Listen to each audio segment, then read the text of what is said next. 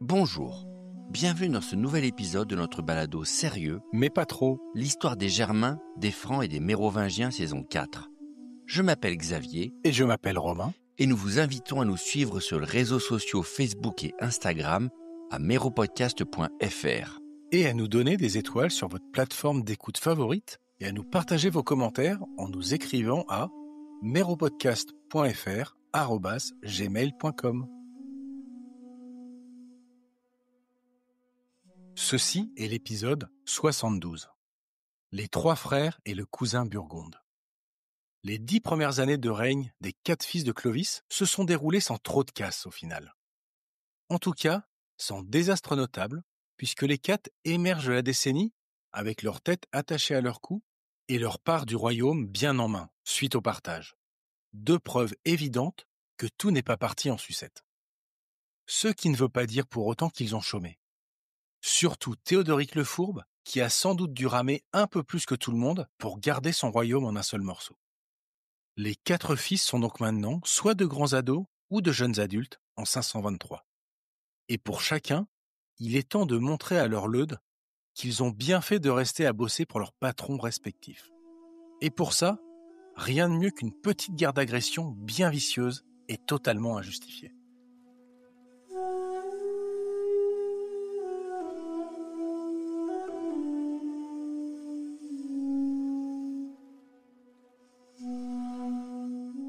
L'isolation relative du Regnum Francorum pendant la décennie 510-520 a été le gros coup de chance pour la dynastie mérovingienne. Honnêtement, à la mort du grand roi, la désagrégation politique de ce royaume encore neuf et un peu hétéroclite aurait été l'option la plus logique, notamment avec la vengeance prévisible de tous les voisins. Mais tous les autres souverains devaient être trop occupés à leurs propres affaires en Europe pour profiter de la faiblesse relative à la mort de Clovis. Sigismond, devenu le nouveau roi de Burgondie autour de 516, a décidé, contrairement à son père Condebo, de suivre le mouvement général et de se convertir au christianisme nicéen. Une décision qui a créé d'énormes tensions dans son royaume, malgré l'adhésion d'une bonne partie de sa population. Car son aristocratie continue, elle, de supporter en grande partie l'arianisme et se fâche clairement avec lui à cause de ce qu'il considère comme une trahison religieuse. Du côté de la Thuringe, le grand royaume à l'est en Allemagne moderne, d'où vient probablement la mère de Clovis, la fameuse Basine, qui a quitté son mari pour suivre Sexy Boy Childéric, si vous vous rappelez. Oui, tout le monde y croit. Son dernier roi meurt lui aussi dans la décennie 510-520. Son royaume se retrouve là aussi partagé entre ses 3 fils, qui ne s'entendent pas du tout, et ont sans doute assez à faire à se déchirer autour du partage de l'héritage. Quant au vieux Théodoric le Grand à Ravenne, toujours en froid avec Byzance, il se focalise désormais sur la construction de son super-État gothique et arien. Un territoire gigantesque allant du Portugal à l'ex-Yougoslavie, puisqu'il est devenu, de facto, le régent pour le royaume des Visigoths. Car c'est son petit-fils, encore enfant, qui a finalement succédé à son gendre Alaric II, mort avoué, de la main même de Clovis. Son emprise est même plus large que ça, vu qu'une autre de ses filles a épousé Sigismond de Burgondie et une de ses nièces, l'un des 3 rois de Thuringe. Normalement, à la prochaine génération, c'est forcément un parent de Théodoric l'Ostrogoth qui occupera chaque trône européen de l'Ouest. Enfin, chaque trône, sauf celui du Regnum Francorum. Et nominalement, tout ce beau monde, sauf les Thuringiens, sont soumis à l'autorité de Byzance. Mais personne n'est dupe de ce petit jeu. L'empereur d'Orient, et c'est un comble, si vous me permettez ce jeu de mots, pour celui qui est établi dans la partie orientale de l'ex-empire romain, ce Basileus est complètement à l'ouest pour diriger quoi que ce soit en Occident. On veut bien reconnaître l'empereur comme le souverain officiel, comme Clovis l'a fait à la cérémonie de Tours, tant qu'il ne se mêle de rien et laisse chacun tranquille. Touche-y pas, comme disaient déjà les habitants de l'Auvergne à l'époque. Non. À l'ouest, concrètement, chaque royaume opère indépendamment depuis des décennies. Et c'est donc le moment idéal que choisit Crodeshild pour pousser ses 3 enfants sur leurs trônes respectifs. Si on ne sait rien de la prise de pouvoir précise de ces 3 enfants, les 3 rois ont pris le contrôle de leurs territoires respectifs au début des années 20 et gèrent peu à peu leurs propres affaires maintenant. Et autant qu'on puisse en juger, en bonne intelligence avec leur demi-frère Théodoric le Fourbe. Heureusement d'ailleurs, car si les 4 fils de Clovis étaient déchirés dès la mort du père pour se disputer l'héritage, on peut raisonnablement douter que le royaume mérovingien aurait pu survivre. Mais apparemment, guidés par l'instinct de survie ou cornaqués par Crodéchilde et les aristocrates, les jeunes rois ont su faire taire d'éventuelles bisbilles et monter sur les trônes de leurs parts de royaumes respectives sans faire de vagues. Ce qui est une bonne nouvelle bien sûr, mais à double tranchant. Car n'oubliez pas qu'un roi mérovingien dépend avant tout de ses leudes, ces hommes de guerre surentraînés à son service qui reçoivent tout de lui et dont la fidélité a un prix, littéralement. Si on n'a pas de traces de conquête ou de pillage à gogo ces dernières années, c'est sans doute le signe que les trésors hérités de Clovis, comme le sous-entend Grégoire dans ses livres, ont été distribués généreusement par les enfants pour s'acheter la paix et maintenir leur armée sous contrôle. Mais ce mécanisme de redistribution a toujours une limite, et la guerre de conquête va redevenir une priorité pour chacun d'entre eux. Et coup de chance, pile au moment où la pression culturelle sur ces jeunes hommes doit s'exercer fortement avec leur entrée dans l'âge adulte, une opportunité se présente en 523. On apprend que Crodéchilde, la reine-mère, convoque Clodomir le Chouchou et ses 2 autres fils et leur tient un discours surprise sur l'urgente nécessité d'attaquer la Burgondie. Eh oui, son propre royaume d'origine, la terre de ses ancêtres doit être conquise, avec un argument simple. Crodéchilde déclare avoir fait d'eux des hommes et qu'il est temps maintenant de venger l'affront que lui a fait Gondebaud en assassinant ses parents lorsqu'elle n'était qu'une enfant dans les années 70. Attends. C'est quoi cette histoire de vengeance à 2 solidi? Alors, premièrement, la plupart des historiens doutent sérieusement de cette histoire de meurtre des parents de Crodéchilde dans les années 70, par Gondebaud, qui a pour le coup élevé sa propre nièce. Cela est majoritairement compris comme une bonne propagande des Nicéens contre les Ariens de cette histoire. Mais même si c'était vrai, soyons fous, ça s'est passé il y a 50 ans déjà. Et elle se réveillerait là, maintenant, pour venger son père biologique? Et même pas en faisant tuer l'assassin, vu que Gondebaud est mort depuis 10 ans presque, mais en s'attaquant à son cousin, le nouveau roi Sigismond, qui n'était probablement même pas né à l'époque. Une fois n'est pas coutume, il nous arrange la vérité à sa façon, Greg le mytho. Alors oui, l'explication de la vengeance à retardement tient difficilement la route, et c'est un euphémisme. Difficile de croire à cette fête germanique avec 50 ans de retard lancée par Crodéchilde. Tout ça semble cousu de fil blanc. Maintenant, ça ne veut pas dire que Grégoire a tout inventé. Ça a pu être le véritable discours officiel servi à l'époque, le prétexte pour justifier la guerre. Mais si on fait une analyse plus froide de la situation de 523, il faut sans doute compter sur d'autres paramètres derrière l'attaque surprise des 3 Francs contre leurs voisins du Sud. D'abord, le mobile semble assez évident comme on l'a dit.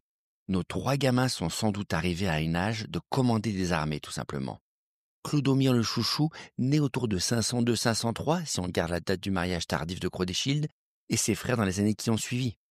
Leur crédibilité de nouveaux chefs militaires romano-germaniques exige tôt ou tard, selon les standards culturels de l'époque, qu'on mène des opérations militaires à succès pour enrichir les hommes et sécuriser leur fidélité.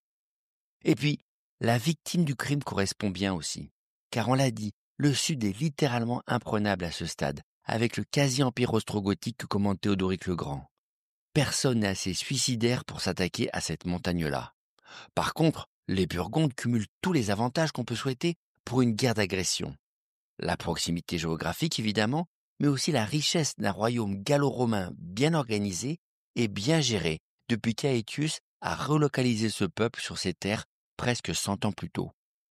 Et en même temps, un royaume assez faible militairement, plus réduit en taille et en population que le regnum des 4 rois réunis. Cerise sur le gâteau, la Burgondie est donc divisée avec à sa tête son roi Sigismond, chrétien nicéen convaincu, et face à lui, la plupart de son aristocratie, à commencer par son propre frère, un certain Godemar, farouche défenseur de l'arianisme. Ouais, c'est sûr. Malgré la vieille paix conclue bon an mal an 20 ans plus tôt entre leurs pères, on voit bien tous les avantages pour les trois frères que de se jeter sur Sigismond qui ne leur a certainement rien fait ni rien demandé. Théodoric le Fourbe, lui, va cependant rester en dehors de ce bazar. Soit qu'il n'ait pas encore mis fin à la rébellion arverne et qu'il l'ait sur les bras à gérer, soit parce qu'il a déjà épousé la fille du roi, la douce Soif Gotha, et qu'il ne peut pas non plus vraiment attaquer son beau-père. Remarquez, le mariage n'est peut-être pas la bonne ou la seule explication derrière l'absence de Théodoric le Fourbe. Car Clodomir avait aussi épousé une princesse du pays, une certaine Gondioque, dont on ne sait strictement rien par ailleurs. Sinon que son mariage ne l'a pas empêché de vouloir casser du Burgonde. Le chouchou vire donc berserk et prend la tête de l'offensive sous les encouragements probablement appuyés de son éminence grise de mère. Il faut dire que si la victime et le mobile sont clairs, l'heure du crime n'arrive pas non plus par hasard. Parce qu'autour de 522-523, les Burgondes viennent de perdre leur meilleur atout défensif. Si on en croit Grégoire de Tours, qui adore raconter des histoires édifiantes de femmes manipulatrices, Sigismond de Burgondie a fait l'erreur de se remarier avec une servante de son ex-épouse décédée, la fille de Théodoric. Une gueuse parvenue et indigne qui va se disputer violemment avec le fils et héritier de Sigismond pour une vague histoire de vêtements empruntés à sa défunte mère qui rend fou de rage le prince. La vilaine belle-mère décide de ne pas en rester là, officiellement parce qu'elle a été insultée, mais plus probablement parce qu'elle pense à ses propres enfants qui pourraient hériter un jour de la Burgondie si elle s'y prend bien. La bru décide donc de se venger en manipulant Sigismond. Elle lui fait croire que son propre fils veut l'assassiner et lui arracher son royaume, rien que ça. Et Sigismond se laisse laver le cerveau par cette nouvelle épouse et décide en 522 de frapper son propre héritier avant de se faire trucider lui-même. Il attend que le prince s'endorme, ivre-mort après un déjeuner un peu trop arrosé, et envoie 2 serviteurs lui tomber sur le rable durant sa sieste d'ivrogne. Serviteurs qui profitent de son incapacité pour l'étrangler dans son sommeil et régler la dispute entre le père et le fils de manière définitive. Un infanticide, choquant même à cette époque et qui débarrasse Sigismond de son héritier légitime. Crime horrible qui va le hanter personnellement évidemment, mais qui a une conséquence plus embêtante que la mauvaise conscience. Le fils que Sigismond vient d'envoyer 6 pieds sous terre était plus que son enfant. Il vient d'assassiner le petit-fils de Théodoric le Grand l'Ostrogoth et un héritier possible, vu que l'homme de Ravenne n'avait pas de descendance mâle directe. Une petite erreur de jugement du roi des Burgondes qui lui met immédiatement à dos son beau-père, déjà fâché de sa conversion au christianisme nicéen, et qui le prive du même coup du parapluie défensif ostrogoth. Ah, sacré Grégoire, avec ses histoires aussi marrantes que glaçantes, et qui a dû bien méditer son Ancien Testament avec ce verset 23 de Proverbes, chapitre 30. La terre tremble lorsqu'une servante prend la place de sa maîtresse. Pour un aristocrate misogyne comme lui, qu'est-ce qu'il y a de pire qu'une méchante soubrette complotiste qui remplace sa noble reine? Franchement, on dirait du Disney. Mais est-ce que c'est la seule explication possible de cette histoire? Tu l'as dit, il y avait déjà des méga tensions dans le royaume et avec le voisin ostrogoth sur la question religieuse, et le roi était déjà un homme très contesté dans son propre royaume. Est-ce que derrière cette exécution du fils, lui-même fils d'une princesse ostrogoth arienne, le petit-fils de Théodoric, qui tente de refaire l'unité gothico-arienne sous son égide, il n'y a pas des raisons politiques plus profondes? Impossible à dire. Pourtant, si on relit attentivement Grégoire, l'excuse du coup d'état du fils en préparation contre le père est clairement mise en avant dans la bouche de la belle-mère. Et pour le coup, la famille de Sigismond était elle-même clairement divisée, puisque son propre frère, le prince Godomar, était arien pour sa part. Est-ce que le meurtre du fils signale que Sigismond a pris un risque calculé pour reprendre le pouvoir dans un royaume où une fraction pro-ostrogothique ou pro-arienne ou les deux commençait à le menacer? C'est possible, et aussi crédible qu'un simple meurtre hasardeux inspiré par une méchante femme. D'ailleurs, détail qui n'en est pas un, une fois le crime commis, Sigismond file au sud du lac Léman et part prier dans son grand monastère de Saint-Maurice d'Agone. Immense établissement nicéen construit par le roi quelques années plus tôt. Une retraite spirituelle qui est une façon de se faire pardonner par le divin pour sûr, mais aussi d'envoyer le message officiel que le roi accepte de faire pénitence pour son crime terrible. Et qui marque au passage son arrimage à la faction nicéenne de son royaume, soutenue par la majorité du peuple. En entrant au monastère faire sa pénitence, on peut clairement dire que Sigismond fait un sacré pari. Celui de se mettre dans le camp de l'orthodoxie religieuse nicéenne et d'espérer que cette affiliation marquée va lui permettre d'effacer le prix politique de son meurtre, qu'il ait été inspiré par des considérations de pouvoir ou non. On ne saura jamais ce qui a exactement traversé la tête de Sigismond quand il a écouté sa femme. Mais clairement, soit il était neuneux, soit il a calculé que les bénéfices d'exécuter son fils devaient être massifs, vu les problèmes qu'il allait acheter avec. Au haut Moyen-Âge, personne ne commet un infanticide, et sûrement pas un roi, sans que cela rejaillisse sur son prestige et son autorité. Donc, coup de sang ou coup de dé politique, dans les deux cas, c'est quand même très bizarre. Mais si on revient au choix du lieu, il y a quoi exactement avec ce monastère perdu au fond de la Suisse ? Le monachisme est un futur paramètre considérable de cette période et est en train progressivement de bouleverser la société comme l'économie du haut Moyen-Âge. Alors, les théories abondent sur l'origine de ce phénomène, mais avec 1 ou 2 siècles de retard, le monachisme, qui est le nom savant pour désigner la formation d'ordres religieux se retirant du monde, suit l'expansion du christianisme en partant du Proche-Orient vers l'Occident et s'implante donc en Gaule à partir de la fin du IVe siècle.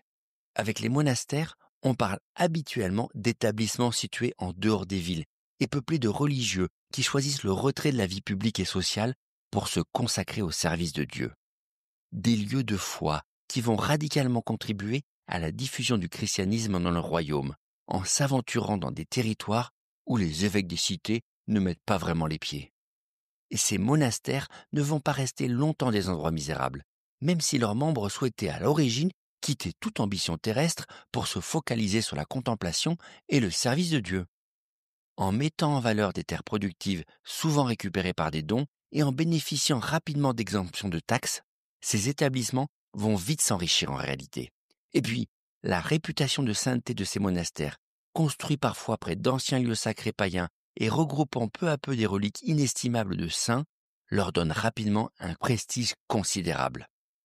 Que ce soit par la générosité dont ils bénéficient, grâce aux dons des pèlerins ou aux legs, mais aussi parce qu'ils finissent par jouer un rôle de pôle d'attraction et de pouvoir au cœur des territoires qu'ils évangélisent, les monastères se transforment dès le VIe siècle en des centres économiques, culturels et religieux de poids au cœur même des royaumes. Cela explique et met en lumière le respect immense que Clovis avait pour Saint Martin de Tours, avec la popularité incroyable du saint et de son abbaye. Très riche, bien sûr, mais surtout immensément respecté avec les reliques du saint. Contrôler le sacré a quand même un énorme avantage pour des rois, cherchant à s'adosser à une autre légitimité que la force militaire seule.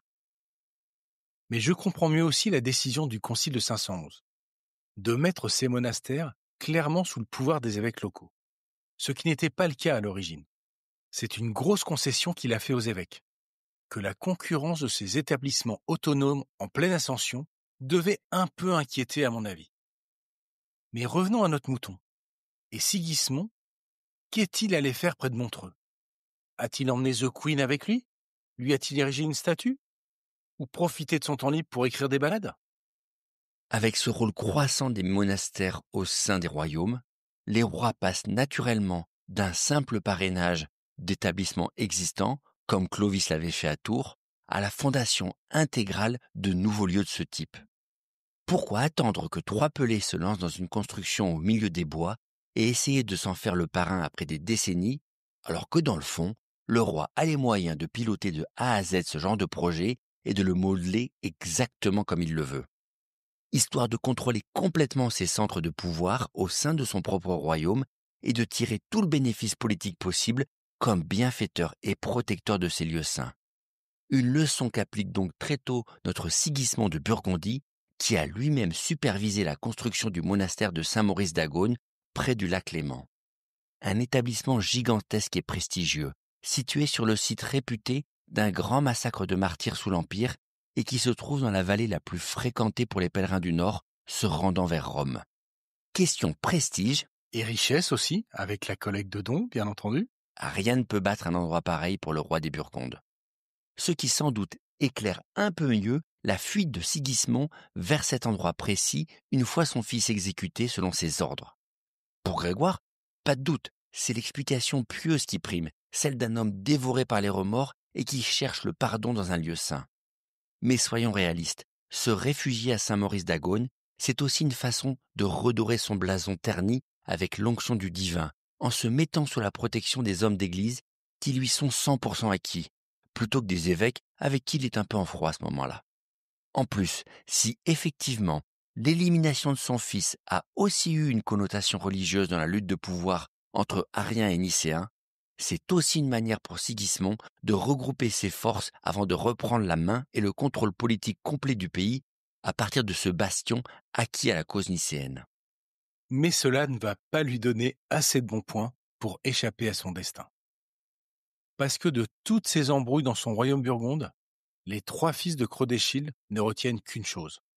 Le gars a niqué son karma.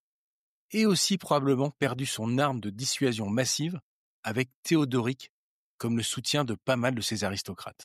Résultat, le royaume burgonde est faible. Et pour une bande de requins, ça veut dire qu'il est bon à prendre. D'ailleurs, à en croire l'historien byzantin Procope, la situation politique burgonde tourne littéralement à la catastrophe suite à ce meurtre brutal. Le paragraphe du byzantin est difficile à interpréter, mais apparemment, les 3 rois francs ouvrent les négociations avec le pouvoir ostrogothique de Ravenne, et Théodoric le Grand accepte de s'allier avec eux pour attaquer de concert les Burgondes par le sud, ce qui met Sigismond dans une position intenable. L'opportunité d'enrichissement et de gloire militaire pour les Francs devient tout à coup absolument irrésistible en 523. Peut-être chauffés par leur mère, mais plus sûrement poussés par leur leude, les 3 frères décident donc de lancer l'offensive pendant que Théodoric envoie une armée prendre les Burgondes en tenaille par la Provence. Le roi des Burgondes est obligé de quitter sa retraite pieuse de Saint-Maurice et décide donc de prendre la direction de son armée et d'aller affronter les armes à la main les fils de Crodéchilde pour sauver son trône. Alors, on n'a pas de détails sur les opérations militaires de 523. Tout ce qu'on sait, c'est que dans une étrange réédition de la campagne de Clovis 25 ans plus tôt, les Francs vont écraser à nouveau après une bataille acharnée la double armée burgonde, conduite cette fois par Sigismond et son propre frère, Godomar. Les 2 frères ennemis de la bataille de Louche en 500, Gondebaud et Godégisel, sont remplacés cette fois par les 2 fils du premier. Et une nouvelle fois, les 2 rois burgondes, Gondomar et Sigismond cette fois, se prennent une rousse de la part des Francs et doivent fuir séparément chacun de leur côté pour échapper à la mort. D'ailleurs, la comparaison ne s'arrête pas là, car les Francs vont apparemment une nouvelle fois assez mal négocier leur succès militaire pour obtenir des gains durables, exactement comme Clovis en 500. Malgré la victoire brillante et une occupation momentanée du nord du pays, les Francs refluent vers chez eux fin 523 sans le moindre gain territorial substantiel, mais seulement lourd de butin qu'ils ont pu rafler lors de leur descente dans le royaume burgonde. Ce qui était peut-être le plan initial, pour satisfaire les leudes. Mais qui fait quand même victoire en demi-teinte comparé aux conquêtes du père. Mais ils ne reviennent pas tout à fait les mains vides. Car on apprend au passage que Clodomir a capturé son ennemi, Sigismond. Le roi a bien tenté après la bataille perdue de repartir se cacher au monastère de Saint-Maurice d'Agone, mais mauvais choix. Il s'est quand même fait capturer avec toute sa famille et a été livré aux Francs. Encore un qui a tenté la carte religieuse de dernière minute pour échapper à son destin, un peu comme l'empereur Constant ou le général Sylvain, si vous vous rappelez la saison 2. Mais comme vous le savez, cela marche quand même rarement, ces astuces. Oui, mais c'est là que l'histoire prend un tour plus embrouillé que prévu. Grégoire lui-même, pour décrire la fin de la bataille perdue par les Burgondes, utilise la formule un peu ambiguë et je cite « Godomar tourna le dos », ce qui peut évidemment s'entendre comme la fuite d'un combattant vaincu, mais aussi comme l'abandon en rase campagne du grand frère Sigismond. Un peu comme son oncle Godégisel avec son père Gondebaud 25 ans plus tôt face à Clovis. Est-ce qu'il y a du complot dans l'air? En tout cas, c'est l'impression que donne la lecture des deux autres chroniqueurs de la période, Procope le Byzantin et Marius d'Avanches, le futur évêque de Lausanne. Car, alors que les deux frères étaient occupés au nord à tenter d'arrêter le raz-de-marée franc, Théodoric l'Ostrogoth a juste laissé couler. L'homme de Ravenne a délibérément choisi d'attendre, malgré ses promesses envers les Francs. Il a ordonné à son général de procrastiner et de ne pas attaquer, comme s'il voulait préserver ses propres hommes et le royaume burgonde, soi-disant son ennemi. Un traînage de pied assez inexplicable pour un homme réputé efficace et sans état d'âme, soi-disant allié aux Francs pour écraser le royaume des Alpes.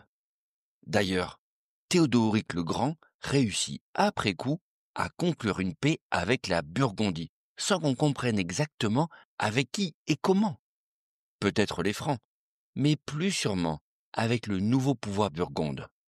L'Ostrogoth arrête son offensive en 523 et récupère en échange quasi gratuitement une partie des départements de la Drôme et des Hautes-Alpes modernes. Belle addition à la Provence qu'il contrôlait déjà depuis la guerre de 507. Et plus bizarre encore, Gondomar, le petit frère, devient justement roi des Burgondes avec la capture de son aîné. Une sacrée coïncidence quand même. Car Sigismond n'est pas juste tombé entre les mains des Francs par hasard. Selon les chroniqueurs, ce sont bien des Burgondes qui l'ont trahi et qui ont livré leur propre roi. Alors, quel Burgonde précisément? On ne le sait pas malheureusement. Mais le soupçon plane très fort sur Gondomar, un petit frère qui avait les moyens politiques pour organiser la capture et l'abandon du prisonnier en échange du départ des Francs, qui pouvait aussi facilement s'arranger avec Théodoric, son frère dans la foi chrétienne arianiste et sur un partage des terres, et un homme à qui le crime profite au final pour devenir calife à la place du calife. Tout ça tombe parfaitement bien pour les deux pseudo-ennemis ariens, Théodoric le Grand et Gondomar, trop bien même. Le petit frère récupère un royaume de Burgondie, Théodoric plusieurs territoires et un allié dans la foi, et les Francs, quant à eux, s'en retournent au nord avec un immense butin à même de satisfaire leurs hommes. Tout le monde a gagné ce qu'il voulait là-dedans. Tout le monde, sauf l'ex-roi des Burgondes, emmené prisonnier vers le nord avec sa méchante femme et ses enfants, et désormais à la merci de ses pires ennemis. Drôle de fin de partie que cette campagne de 523, où Sigismond a tout perdu. Et drôle de situation pour Clodomir, qui se retrouve avec un prisonnier de luxe sur les bras. Mais un prisonnier assez encombrant en réalité. Surtout quand il réalise que dans le fond, ni Théodoric le Grand, ni Gondomar n'ont l'intention de négocier sa libération. Est-ce que le butin gigantesque ramené en 523 en valait la peine? Pas sûr. En tout cas, pas sûr que ça suffise à Clodomir pour contenter longtemps ces hommes qui ont versé leur sang, mais n'ont apparemment pas récupéré de terre. Exactement l'inverse des Ostrogoths. Dégueulasse l'optique de ce dénouement. Clairement pas un happy end, et probablement un bon sujet de méditation pour le roi d'Orléans à l'hiver 523. Merci d'avoir écouté ce nouvel épisode de L'histoire des Germains, des Francs et des Mérovingiens. Retrouvez les cartes et la bibliographie dans les notes de l'épisode et n'hésitez pas à nous suivre sur les réseaux sociaux.